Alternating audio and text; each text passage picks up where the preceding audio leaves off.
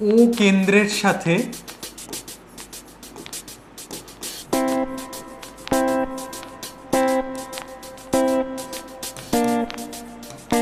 লম্ব অঙ্কন করলে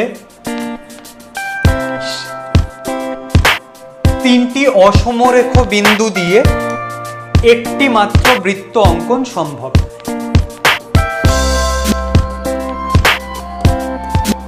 দিয়ে এটা লিখলাম অঙ্কন। হ্যালো এভরিওয়ান, সবাই ভালো আছিস নিশ্চয়ই। আমাদের সংকল্প সিরিজ চলছে, সংকল্প মাধ্যমিকে 100। আমাদের এর মধ্যে চ্যাপ্টার 1 শেষ হয়ে গেছে, দ্বিঘাত সমীকরণ। চ্যাপ্টার 2 শেষ হয়ে গেছে, সরল সুদ। আমরা এবার অ্যাটাক করেছি চ্যাপ্টার 3কে, বৃত্ত সম্পর্কিত উপপাদ্য। তাতে আমাদের ক্লাস 1 হয়ে গেছে, সেখানে আমরা কনসেপ্ট বুঝেছিলাম বৃত্তের পার্টগুলো সম্পর্কে।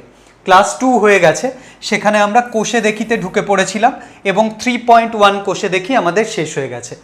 আজ আমাদের ক্লাস 3, এইটা একটু অন্যরকম ক্লাস। এইখানে আমরা উপপাদ্য নিয়ে আলোচনা করব। তোরা বললি উপপাদ্য তো বইতে দেওয়া আছে, এটা নিয়ে আবার কি আলোচনা?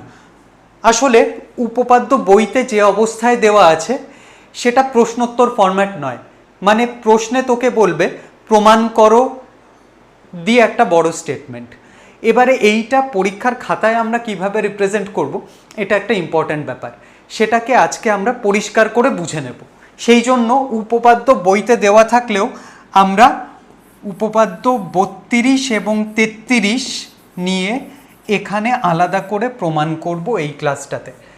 তাই এই ক্লাসে আমরা লেখার ধরনটাকে ভালো করে বুঝে নেব। তোরা বললি কোথাও ভুল হচ্ছে, 31 উপপাদ্যটাও এর মধ্যে আছে। একদম ঠিক বলেছিস, 31ও আছে, কিন্তু আমি 31টার কথা মেনশন করলাম না কেন? কারণ পাঠ্য বইতেই দেওয়া আছে এই 31 নম্বর উপপাদ্যের প্রমাণ পাঠ্যসূচির অন্তর্গত নয়। ফলে এটা দেওয়া থাকলেও এর প্রমাণটা নিয়ে আমাদের মাথা ঘামাতে হবে না। সেই জন্য আমরা কনসার্ন কি নিয়ে, 32 আর 33 নিয়ে। এখানে আর একটা কথা বলি, আমরা এখন জ্যামিতি করছি তো, বৃত্ত সম্পর্কিত উপপাদ্য। জ্যামিতির একটা মজা আছে। এই জ্যামিতির প্রয়োগগুলো, অর্থাৎ উপপাদ্য থেকে যে আউটকাম পাচ্ছি সেইগুলো প্রয়োগ করে আমি আরও কত ডেপথের অঙ্ক করতে পারি, এইটা কিন্তু নিজের কাছে নিজের চ্যালেঞ্জ। এইটা যারা খুব ভালো করে করতে পারবে, প্রচুর অঙ্ক প্র্যাকটিস করবে, তাদের অঙ্কের কনফিডেন্স এক ধাক্কায় 60 to 70% বেড়ে যাবে। এটা আমার চ্যালেঞ্জ রইল। তাই যারা সত্যিকারের অঙ্কটা মন দিয়ে শিখতে চাস এবং জানতে চাস যে অঙ্কটার মধ্যে কি খনি রয়েছে, তারা এই চ্যাপ্টারগুলো খুব ভালো করে করিস, এটা আমার রিকোয়েস্ট। ঠিক আছে, ভালো করে করবি, আর নিজে হাতে যখন করবি আলাদা একটা খাতায় ফেয়ার করেই টুকবি। ঠিক আছে, চল আমরা চলে যাই আমাদের বইটাতে। বইতে কীরকমভাবে দেওয়া আছে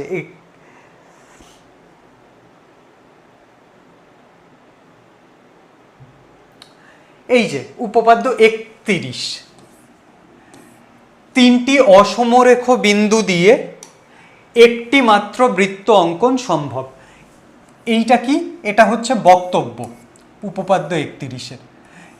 এই জিনিসটা আমার প্রমাণ করতে হবে না, এখানে বলেছে প্রমাণ মূল্যায়নের অন্তর্ভুক্ত নয়, কিন্তু এই স্টেটমেন্টটা আমি বারবার কাজে লাগাবো। আর একটা কথা সাবধান করছি, উপপাদ্য 31 হোক, 32 হোক, 33 হোক, তারা কখনো পরীক্ষার খাতাতে বা প্রশ্নপত্রে এরকম নাম্বার অনুযায়ী চলে আসবে না যে নাও উপপাদ্য 32 লেখো, 33 লেখো। এই স্টেটমেন্ট দেখে আমাদের চিনে নিতে হবে, আর আমাদের মন থেকে মনে করতে হবে, রিকল করতে হবে কোন উপপাদ্যের কি প্রমাণ। এরপরে আমরা চলে আসব উপপাদ্য 32-এ, যেটা আমরা আমাদের মতো প্রমাণ করব। 30-এর পরে আমরা চলে এলাম উপপাদ্য 32-এ। এখানে একটা কথা বলি, উপপাদ্য 32-এর বক্তব্য কি? ব্যাস নয় এইরূপ কোনো জ্যায়ের উপর বৃত্তের কেন্দ্র থেকে লম্ব অঙ্কন করা হলে ওই লম্ব জ্যাটিকে সমদ্বিখণ্ডিত করে। এটা বইতে এইভাবে প্রমাণ করা আছে, খুব সুন্দর আছে, বক্তব্য কিছু নেই, কিন্তু এটাকে আমরা প্রশ্নোত্তরের স্ট্রাকচারে সাজাবো আমাদের মতো করে। আরেকটা কথা বলার আছে, এই যে উপপাদ্য 32 যেটা আমরা লিখে লিখে প্র্যাকটিস করব, এই কথাটা কিন্তু প্রশ্নে মেনশন করে দেবে না যে উপপাদ্য 32 লেখো। এখানে প্রশ্নটা কিরকম আসবে, এরকম যে প্রশ্ন নাম্বার 1, ব্যাস নয় এইরূপ কোনো জ্যায়ের উপর বৃত্তের কেন্দ্র থেকে লম্ব অঙ্কন করা হলে ওই লম্ব জ্যাটিকে সমদ্বিখণ্ডিত করে। এটা হাতে পাওয়ার পরে আমরা কি করব? প্রথমে আমরা ভাগ করে নেব। প্রথম ধাপটা হচ্ছে সাধারণ নির্বাচন, নির্বাচন নয় কিন্তু, সাধারণ নির্বাচন মানে সাধারণ স্টেটমেন্ট। সেখানে আমি প্রশ্নের যে বক্তব্য আছে সেটাকে কপি পেস্ট করব, একদম এইটাই লিখব, ব্যাস নয়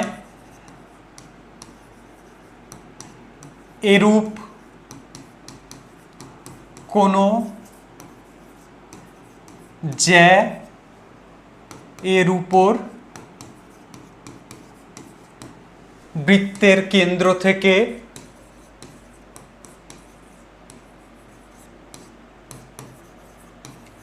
লম্ব অঙ্কন করলে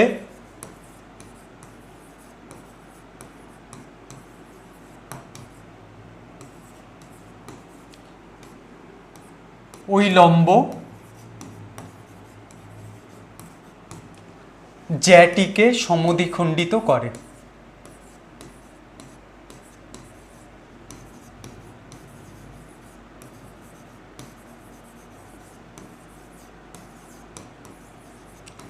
তাহলে এটা জেনারেল স্টেটমেন্ট, জেনারেলি লেখা হলো।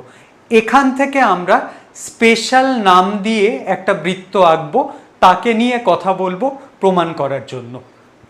তাহলে এখানে যেটা হলো সাধারণ, এরপরে যেটা হবে বিশেষ, তাই এটার নাম দেব বিশেষ নির্বাচন।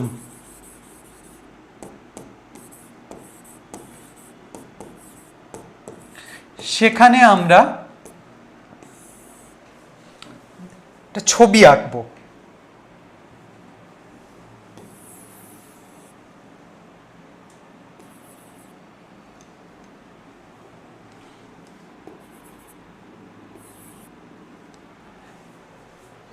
যে ধরি ও কেন্দ্রীয়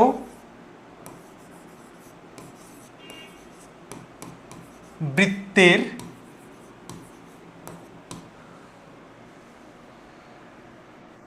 একটি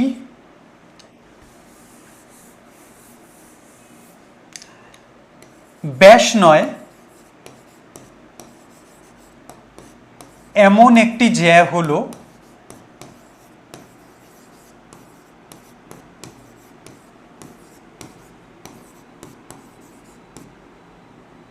এবি। তাহলে এখানে আমি এবি আঁকলাম, এদেরকে যোগ করে দিলাম।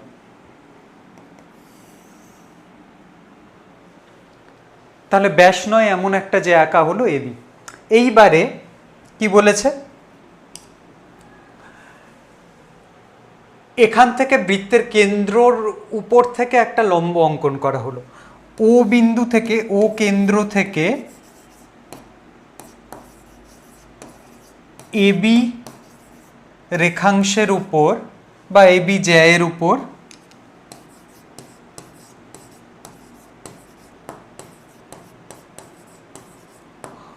ও ডি লম্ব অঙ্কন করা হলো।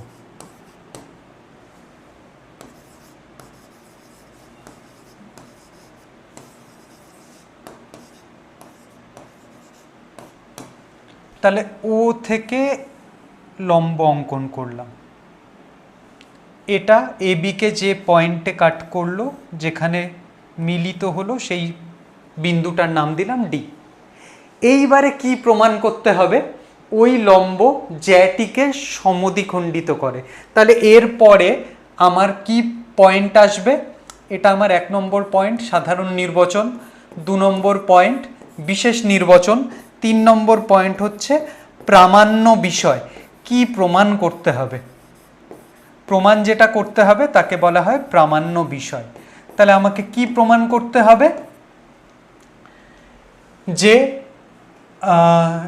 ওডি লম্ব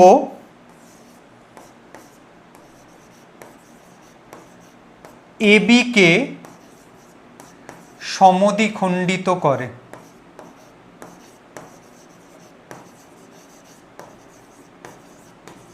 অর্থাৎ সমদ্বিখণ্ডিত করা মানে কি, সমান দুই ভাগে ভাগ করা, মানে এডি যা হবে ডিবি তাই হবে। অর্থাৎ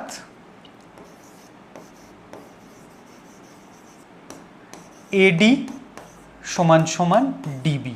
এই অবধি বোঝা গেল? এটা আমরা তিনটে ফেজে লিখে ফেললাম, আরও আসবে, এখানে জায়গা নেই বলে আমরা পরের পেজে মুভ করছি।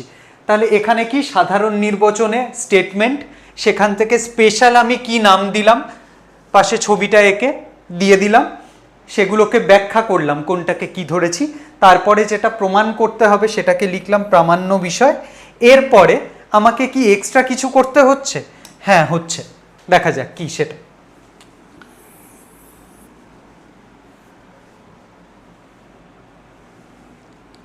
আবার রাখলাম বৃত্তটা,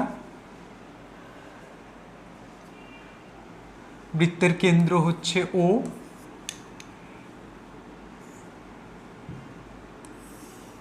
এবি হচ্ছে আমার জ্যা, ওডি লম্ব টানা হয়েছে, তাহলে এটা হচ্ছে 90 ডিগ্রি, এটা আমরা জানি। নেক্সট আমরা কোন পয়েন্টে মুভ করব? প্রামাণ্য বিষয়ের পরে অঙ্কন, মানে আমাকে কি এক্সট্রা কিছু আঁকতে হবে? হ্যাঁ হবে। তাহলে এইটাকে কি লিখব? অঙ্কন।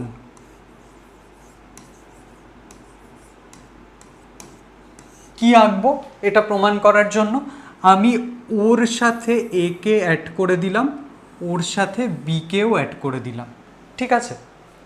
তাহলে অঙ্কন কি? ও কেন্দ্রের সাথে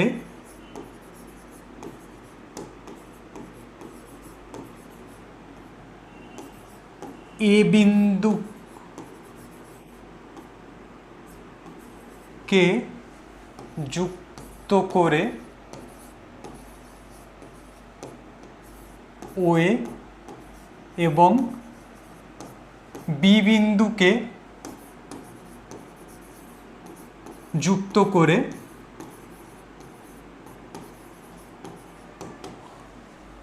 ও বি রেখাংশ পেলাম।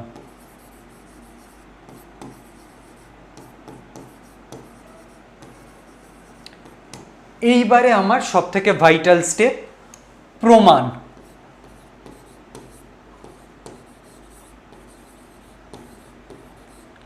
প্রমাণটাকেও আমরা সুন্দর করে লিখব।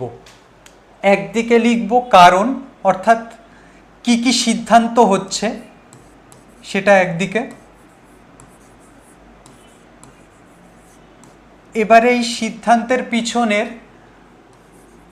কারণ সেটাকে এই পাশে লিখব। সুন্দর করে আমরা ছাপিয়ে নেব এটাকে। সুন্দর করে তাহলে আমরা লিস্ট করতে পারবো এই দুটোকে। চলো, এখানে এটা শুরু করার আগে একটা কথা বলে নিই, তোমাদের মনে আছে কিনা আমি জানি না। সেটা হচ্ছে এইখানে যে আমি এডি ইকুয়াল টু ডিবি প্রমাণ করতে এগোচ্ছি, মানে একটা বিশাল ইম্পর্টেন্ট কাজে আমরা এগোচ্ছি। এটা করব কি করে? আমি এখানে দুটো সমকোণী ত্রিভুজ দেখতে পাচ্ছি, একটা হচ্ছে ওএডি, একটা হচ্ছে ওডিবি। এখানে একটা জিনিস বলে রাখি, যখন একটা ত্রিভুজের নামকরণ হবে, ধরা যাক এ বি সি, আমরা চেষ্টা করব অ্যান্টি ক্লকওয়াইজ, অর্থাৎ ঘড়ির কাঁটার বিপরীত দিক বরাবর নামকরণ করতে। তাহলে এই যে ত্রিভুজটা ও এ ডি ঘড়ির কাঁটার বিপরীত দিকে আসছে, তাহলে এটার নাম যখন লিখব আমি ওডিএ লিখব না, আমি ও এ ডি লিখব। আবার এখানে ও বিডি লিখব না, ও ডিবি লিখব, ঠিক আছে? তাহলে এই দুটো ত্রিভুজ, এদেরকে যদি আমি সর্বসম প্রমাণ করতে পারি, সর্বসম মানে কি? দুটো ত্রিভুজ যখন একটা অন্যটার পুরোপুরি জেরক্স কপি হয়ে যায় তাকে আমরা বলি সর্বসম। ধরা যাক পি কিউ আর একটা ত্রিভুজ আছে আর এবিসি একটা ত্রিভুজ আছে, এই দুটো ত্রিভুজের সব কিছু সেম, মানে এইটার জাস্ট জেরক্স কপি এটা, তখন আমরা বলবো পি কিউ আর সর্বসম এবিসি ত্রিভুজের। এবারে এই সর্বসম হতে গেলে আমার সব কিছু ধরে ধরে প্রমাণ করার দরকার পড়ে না, কিছু টেকনিক্যাল ব্যাপার আছে চারটে, সেটা যদি স্যাটিসফাই করে যায় তাহলে তারা সর্বসম হয়ে যায়। মানে কি, এই যে ত্রিভুজ দুটোর মধ্যে সব কিছু সেম হতে গেলে কি হতে হয়, এক তো হতে হচ্ছে যে এই বাহু সমান হতে হবে, এই বাহু সমান হতে হবে, এই বাহু সমান হতে হবে, এই কোণ সমান হতে হবে, এটা সমান হতে হবে, এটা সমান হতে হবে। তো বারবার সম্ভব এরকম 6টা জিনিস ক্রস চেক করা? না, খুব দুর্বিষহ কাজ, খুব কঠিন কাজ, আমি অকারণে এত খাটবো কেন? তাই জ্যামিতিক দিক থেকে আমাকে কয়েকটা জিনিস সেট করে দেওয়া হয়েছে, এত কিছু করার দরকার নেই। তুমি শুধু দেখবে এই দুটো ত্রিভুজের মধ্যে সাইডগুলো কি সেম, অর্থাৎ সাইড কি সেম, যদি হয় তাহলে আর কিছু দেখারই দরকার নেই, এটার জেরক্স কপি হবেই হবে। মানে এইটার সাইজ যা, এটারও সাইজ তাই, এটার শেপ যা, ওটার শেপ তাই। তাহলে তিনটে বাহু যদি সেম হয়ে যায় দৈর্ঘ্যে, তাহলে আর কিছু দেখারই দরকার নেই। গেল, এইটা পাচ্ছি না, কোনো তথ্য নেই যে এটা কেস 1 হয়ে গেল। এবারে কেস 2, কেস 2তে বলছে আচ্ছা তিনটে সমান, এটা আমি বলতে পারছি না, তিনটে সমান বলা যাচ্ছে না। আমি বলতে পারছি এই বাহুটা সেম, এই বাহুটার সাথে, আর এদের মধ্যিখানের এই কোণটা সেম। তাহলে কি হবে দাদা? হ্যাঁ হবে, নিশ্চয়ই হবে। তাহলে দুটো বাহু এবং তাদের মধ্যিখানের কোণটা যদি সেম হয় তাহলেও তারা সর্বসম হবে। তখন সেটাকে বলা হবে বাহু কোণ বাহু সূত্র বা সাইড অ্যাঙ্গেল সাইড। আগেরটা কি ছিল? বাহু বা সাইড হলো। তাহলে এই দুটো ক্রাইটেরিয়া হলে হয়ে গেল। আর কি হলে হবে? যে কোনো দুটো অ্যাঙ্গেল, মানে ধরা যাক বলা হলো এই কোণ সমান, এই কোণ সমান, আর এদের দুজনেরই কমন বাহুটা সমান, তাহলে কি তারা সর্বসম হবে? হ্যাঁ হবে। তাহলে সেটাকে কি বলবো? ASA, কোণ বাহু কোণ, এইটা সমান হলেও তারা একদম জেরক্স। তারপরে কি আসে? এদের মধ্যিখানের বাহুটা সমান না, কোণ দুটো সমান, কিন্তু এই বাহুটা ধরো সমান, তাহলে কি হবে না? তাও হবে। তাহলে তখন সেটাকে বলবো AAS বা কোণ বাহু সূত্র। আমরা বলি বাহ ভালো তো, তাহলে তিনটে অ্যাঙ্গেলই সমান যদি বলে দেয়, এই কোণ সমান এই কোণ সমান এই কোণ সমান এই কোণ, তাহলেও তো সর্বসম। না, ধাক্কা খেলাম আমরা। কেন হবে না? কারণ তুই যদি একটা এরকম ত্রিভুজ আঁকিস ছোট্ট মতো ABC, তার যা কোণ, তুই একটা বড় ত্রিভুজ আঁকলি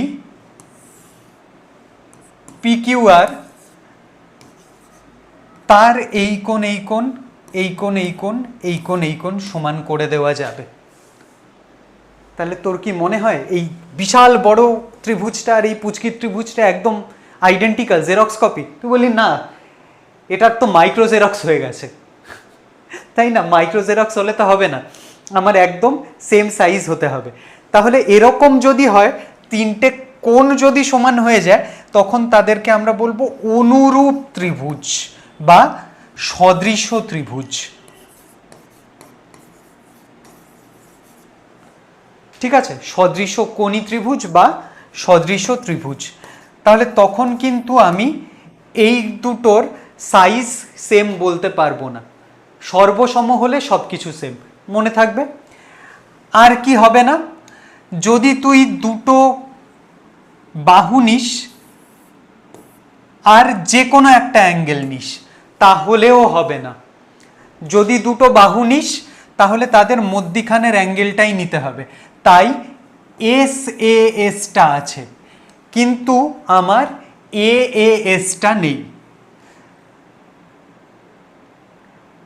তাই SSA কিন্তু নেই। তাহলে থাকবে না কি? SSA। আর কি থাকবে না? AAA। মাথায় থাকবে? তাহলে এই হচ্ছে আমার হোয়ার অ্যাবাউট। এগুলো কিছুই লাগবে না, এগুলো আমি শিখলাম এখানে কাজে লাগাবো বলে। এইবারে আমরা চলে আসি সরাসরি এই উপপাদ্যটা প্রমাণে। এখানে কি করে আমরা প্রমাণ করব। এখানে আমি দুটো ত্রিভুজ দেখতে পাচ্ছি, একটা হচ্ছে ত্রিভুজ OAD এবং ত্রিভুজ ODB। এদের মধ্যে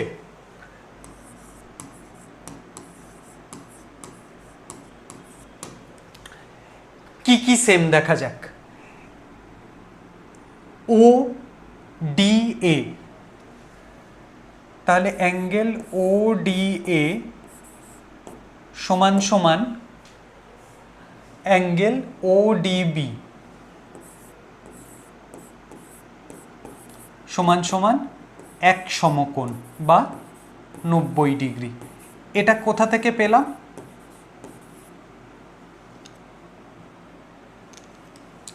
কারণটা কি লিখব? কারণ লিখব কারণ OD লম্ব AB। এটা প্রশ্নেই বলা ছিল, OD ABর উপরে লম্ব। গেল। 2 নম্বর কি পাবো? OA সমান সমান OB। OA সমান সমান OB। এর কারণ কি? কারণ OA ও OB উভয়ই ও কেন্দ্রীয় বৃত্তের ব্যাসার্ধ। তাহলে বৃত্তের ব্যাসার্ধ এটাও যদি আর হয়, এটাও আর, তাহলে OA ইকুয়াল টু OB, বৃত্তের ব্যাসার্ধ। আবার OD সমান সমান OD, দুটোর মধ্যেই OD দেখছি। কেন? কারণ হচ্ছে OD সাধারণ বাহু। ব্যাস, একটা সমকোণী ত্রিভুজের এইটুকু শর্তই এনাফ তাদেরকে সর্বসম বলার জন্য। তাহলে আমি লিখতে পারছি ত্রিভুজ OAD সর্বসম ত্রিভুজ ODB। কেন? RHS সূত্র অনুযায়ী। এটা আবার কি জিনিস? এটা তো এতক্ষণ বললেন না। সমকোণী ত্রিভুজের ক্ষেত্রে যদি সমকোণ সেম হয়, অতিভুজ সেম হয়, আর একটা বাহু সেম হয়, তাহলেই আমার গল্প মিটে গেল। তাহলে এখানে সমকোণী ত্রিভুজের সমকোণ আছে, হ্যাঁ আছে। অতিভুজ সেম হয়েছে, হ্যাঁ অতিভুজ দুটোই ব্যাসার্ধ, আর একটা বাহু OD সাধারণ বাহু। ব্যাস, কেল্লা ফতে। তাহলে আমার এইটা অনুযায়ী একদম সর্বসম হয়ে গেল। যেই সর্বসম হয়ে গেল, এখানে আমি লিখতে পারবো তাহলে নিশ্চয়ই AD বাহু সমান সমান DB বাহু, হ্যাঁ কি না? AD বাহু সমান সমান DB বাহু। তাহলে AD সমান সমান DB, এটাই প্রমাণ করার ছিল, এটা প্রমাণিত। কারণ কি লিখব? সর্বসম ত্রিভুজের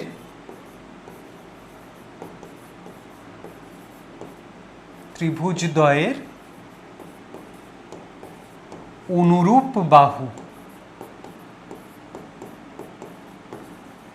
দিয়ে লিখে দেব এটা প্রমাণিত। ব্যাস। কে কোথায় আমার নাম্বার কাটে দেখি। এত খুশি হবেন পরীক্ষক, মানে বলার বাইরে। এত সুন্দর গুছিয়ে লেখা, সব কারণগুলো পাশে পাশে পেয়ে যাচ্ছি। পারলে এরকম করে দিলে তো আরো সুন্দর। সরি, এইটা হবে, এইটা নিয়ে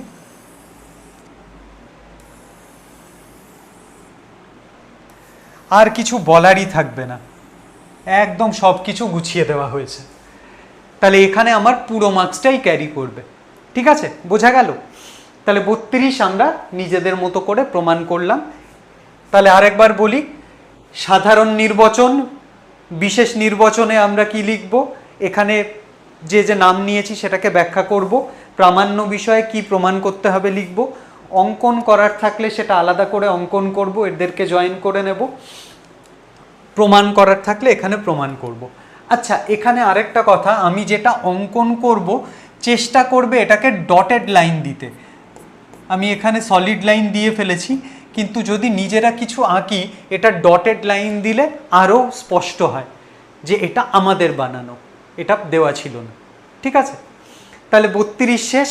একই রকমভাবে আমরা চলে আসব উপপাদ্য 33-এ।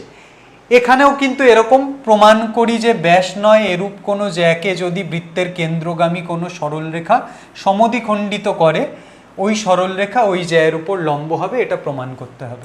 উপপাদ্য 33। এখানেও একই কথা বলার, উপপাদ্য 33 বলে প্রমাণ করতে দেবে না, আমাকে এই স্টেটমেন্টটা দেবে। এখানেও এইভাবে কি আমরা প্রমাণ করব? করা যায়, কিন্তু আমরা এখানে প্রদত্তটাকে লিখব বিশেষ নির্বাচন,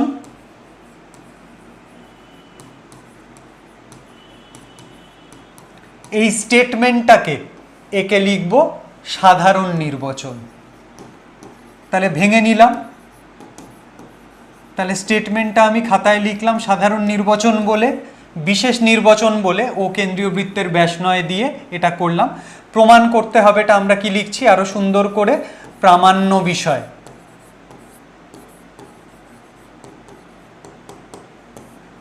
দিয়ে এটা লিখলাম। অঙ্কন সেমই আছে, অঙ্কনকে আমরা অঙ্কনই বলছি। আমরা কি আঁকবো? আমরা ও এ আর ও বি যুক্ত করে দেব। এখানে কি বলেছে? ব্যাস নয় এরকম কোনো জ্যাকে কেন্দ্রবিন্দুগামী কোনো সরলরেখা সমদ্বিখণ্ডিত করে। এখানে আবার বলে দিয়েছে এডি সমান সমান ডিবি। ঠিক আছে, আমাকে কি প্রমাণ করতে হবে? জ্যায়ের উপর লম্ব। প্রমাণটা কিভাবে হবে? প্রমাণটা আমার কাছেও প্রমাণ।